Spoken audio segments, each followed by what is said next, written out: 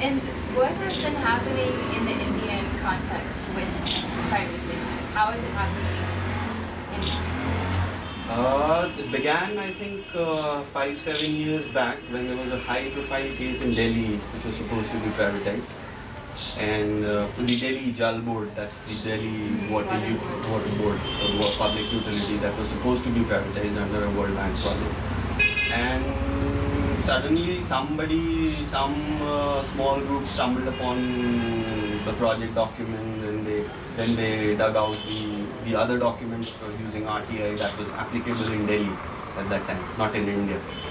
It was a state Right to Information Act. Yeah. So they dug out a whole bunch of documents, they studied it, and even Manthan gave some inputs on those documents. And in fact, Shripad studied those documents and he said that this looks like a case of privatizing the Delhi Airport.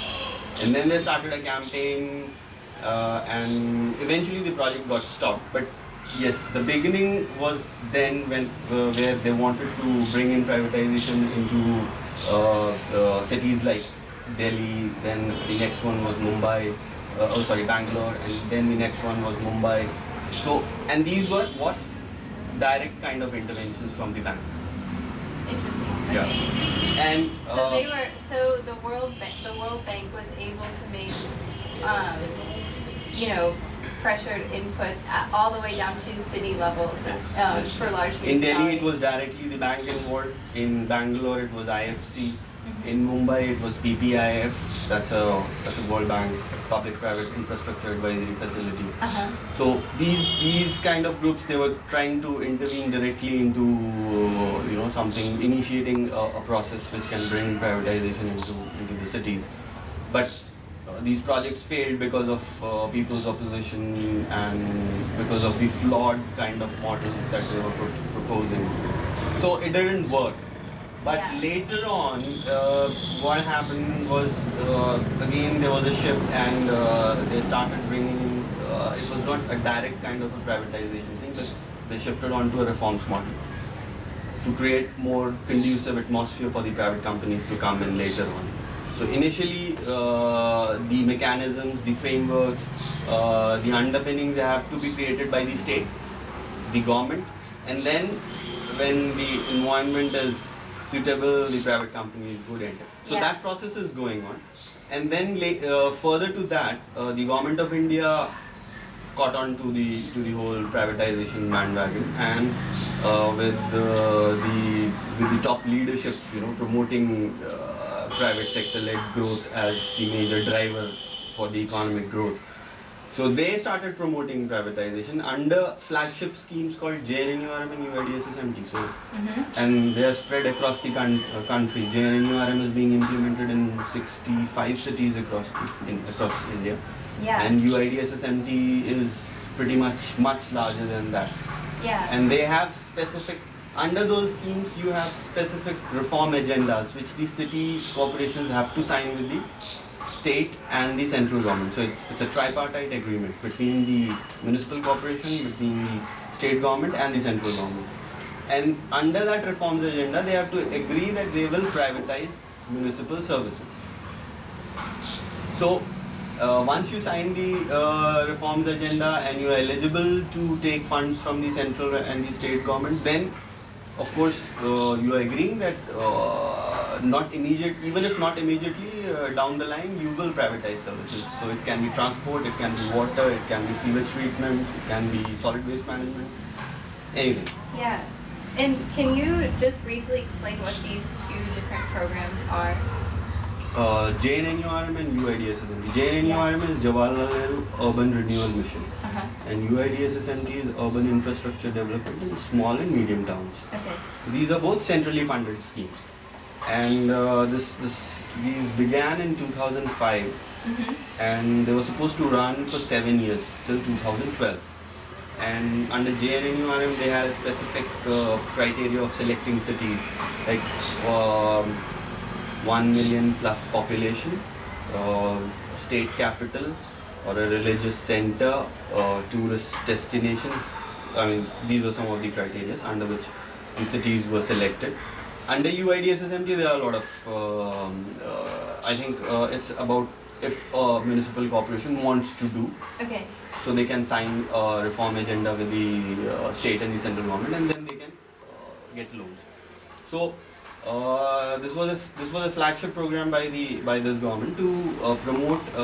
They would sign a reform agenda under which it would agree for privatization and other reform steps, and then it will get the money from the central government.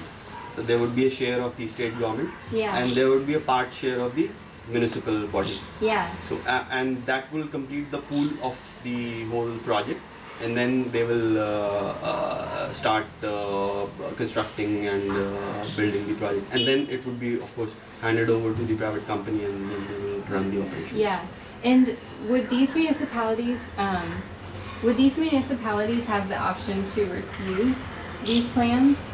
If you want, you can move. I have. It doesn't matter. Okay. Yes, they have an option to refuse, but we have to see it in a larger perspective. Mm-hmm. See, municipal corporations in India are facing severe financial crunch. I don't think there will be one single corporation in India which would say that it's financially, it's in financial, good health or safety, Yeah. But that's not the case. And the other connect is that for the local officials, for the local municipal body officials, they have even the political leaders and the government servants, they have to show work to their local constituency. So what do? You don't have funds, and plus there's another angle. The more the funds you have, there's more chance of diverting funds into whatever. You mean as like in a bribery economy, or is just within the municipal? No. There is of course there is angle of kickbacks. Mm-hmm. There's no denying that fact. Plus it's also beneficial for whatever companies or consultants who are coming in. They can inflate the costs and get more out of whatever they are doing.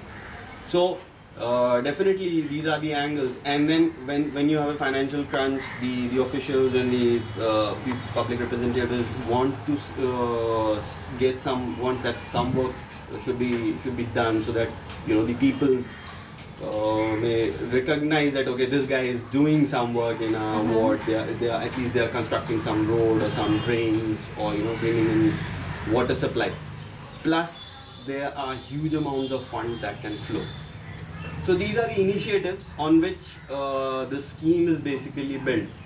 It pulls the local officials by providing them incentives to get the funds, and of course the municipal bodies are not that really, the people working there, they are not really that aware of the changing scenarios. Mm-hmm. That once you privatize, what will happen down the line?